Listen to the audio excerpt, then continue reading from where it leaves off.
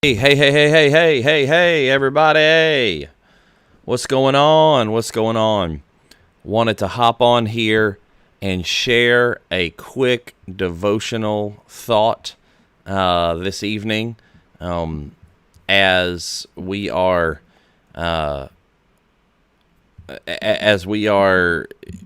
coming into the Christmas. We're in the Christmas season, but Christmas Eve and Christmas and all that is happening, and so all that's going down right now. I wanted to share a quick thought that I think I think you'll enjoy. By the way, you can check us out on Facebook or YouTube right now if you're one of those people. Like and share the video if you want, but just want to bring something to you from deep in my soul real quick. And from Acts chapter 10, Peter is visiting Cornelius, and Peter's he's a good Jew. He's never eaten anything that's not clean as far as the standards of the Mosaic law are concerned. And yet, God comes to him and speaks to him, and he says this in verse 9, "The next day as they were traveling nearing the city, Peter went up to pray. On the roof about noon he became hungry and wanted to eat, but while they were preparing something, he fell into a trance. He saw heaven opened and an object that resembled a large sheet coming down and being lowered by its four corners to the earth. In it were all the four-footed animals and reptiles of the earth, and the birds of the sky. And a voice said to him," and this is God, "Get up, Peter, kill and eat," or "Rise, kill and eat." "No, Lord," Peter said, "for I have never eaten anything impure and ritually unclean." And again a second time the voice said to him, "What God has made clean, do not call impure or unclean." And this happened 3 times, and suddenly the object was taken into heaven. And the idea here is really quite simple. Peter, being a good Jew, was wanting to follow all the rules and do everything that God had desired for him to do. He's a good Jew like that. I mean, let's give him credit. He wanted to obey the commands that God had given him. But God is doing something new here, and what he's trying to say, ultimately what he's communicating is, these things that you said were unclean, they're really not unclean.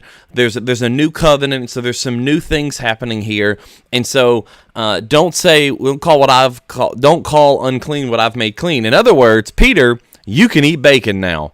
All right? Peter can eat bacon. Guys, think about how good bacon is. Think about how good a pulled pork sandwich is, some ribs. Oof. Oh, man. Good barbecue. Peter, you can open a barbecue restaurant now. That's what God's telling him. And Peter, like, "Oh no, God, I would never do that. I would never do that." Peter's the one when Jesus said, "Hey, the Son of Man must suffer." Peter said, "No, not so, Lord. No, you won't. I'll die before you die." And Jesus is like, "You're not thinking like me." And here, Peter says, "No, God, I would never eat those things." And God says, "Excuse me, I'm telling you to. I'm telling you it's okay. Don't be so legalistic here that you miss the new thing that I'm trying to do." All right, and so it's very simple. In what's happening here, God is trying to make clear. God is trying to make clear to Peter that he is allowed to partake of these items. Now, I woke up this morning and I thought, man, I've consumed so many things. My wife made a carrot cake yesterday for some friends we had visiting from out of town, and oh my gosh, I told her, look, I've had a lot of carrot cakes from my wife. Carrot cake is like the thing she makes me on my birthday. Not because I like carrot cake, but because I like her carrot cake.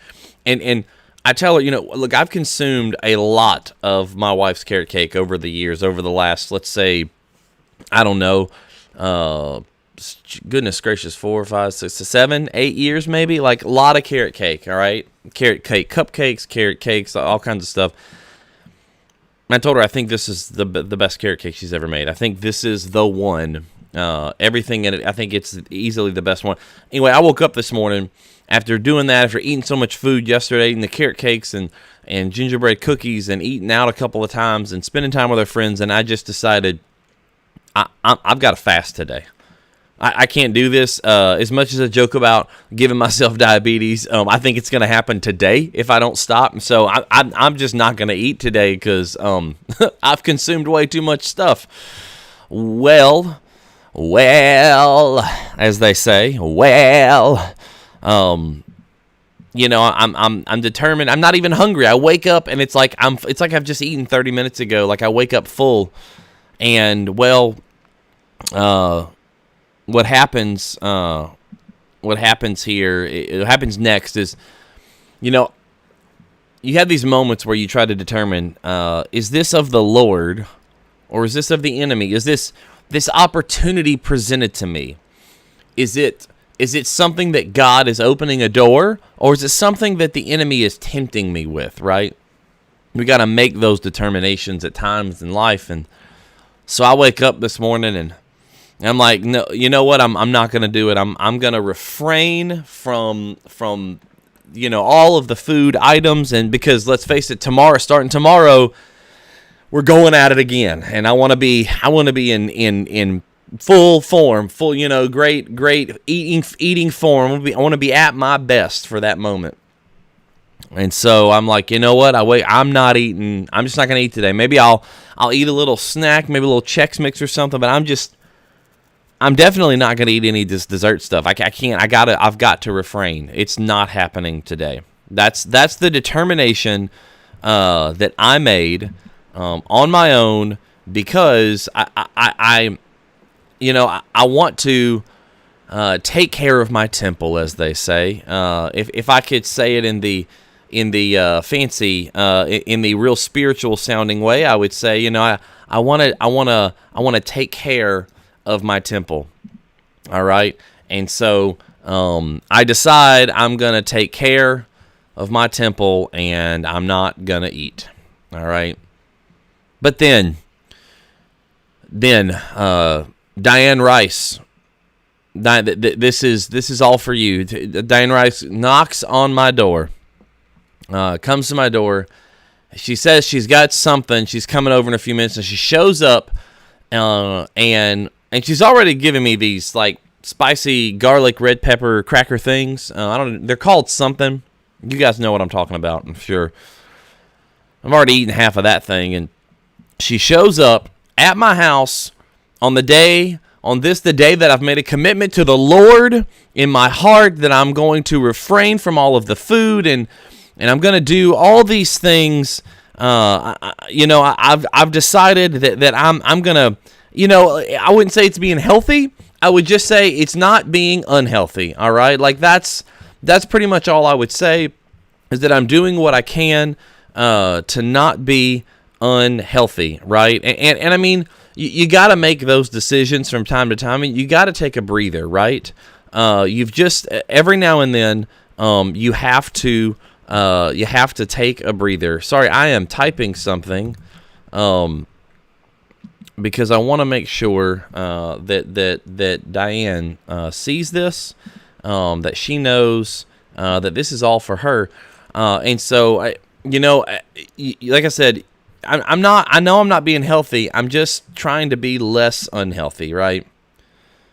Diane shows up at my door, and I had to make a decision when she did this. Is this of the Lord, or is this a temptation from the enemy? And she shows up at my door with this. Now I don't know if you know what this is, but also I'll just tell you.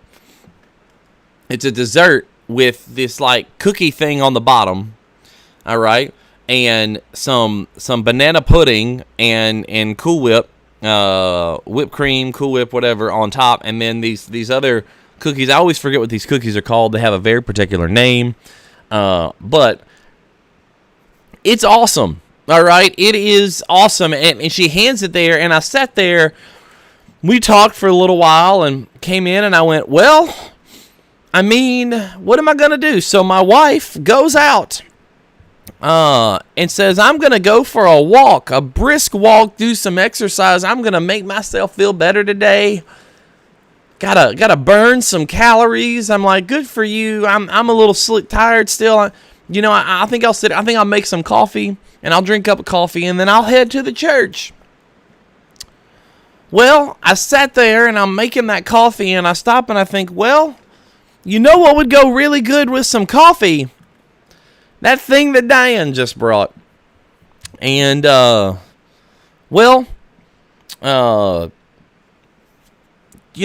minutes later, I don't know what happened. It just disappeared. All right, that's all I can say. It lasted about an hour from the time she dropped it off. That's all I know is that it lasted about an hour. And, and I was thinking, God, I've made this commitment to you. I'm just not gonna eat. I'm gonna break from it today. And I felt the Lord. I saw this. Diane brought me a vision of this dessert, and I heard a voice say to me, "Rise, scoop, and eat." And I said, "No, not so, Lord. No, Lord. For I have promised that I would not partake of any of these things in this moment."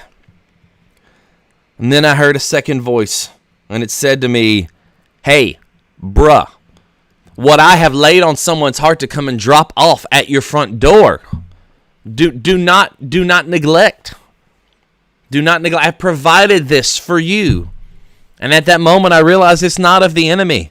Satan is not tempting me. The Lord is blessing me. And so because I want to be a good soldier, I said, "Yes, Lord.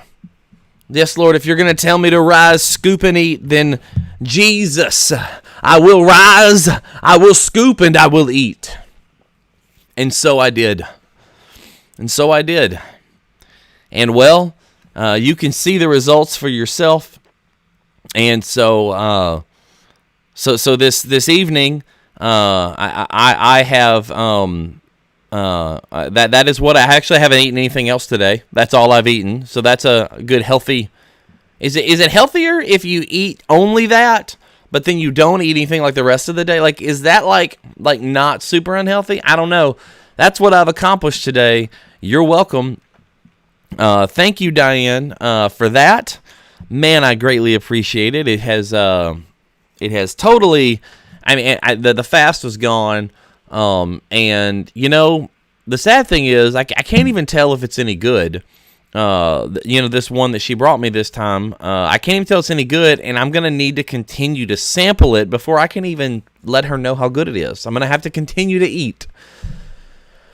So it's a it's a vicious cycle, right?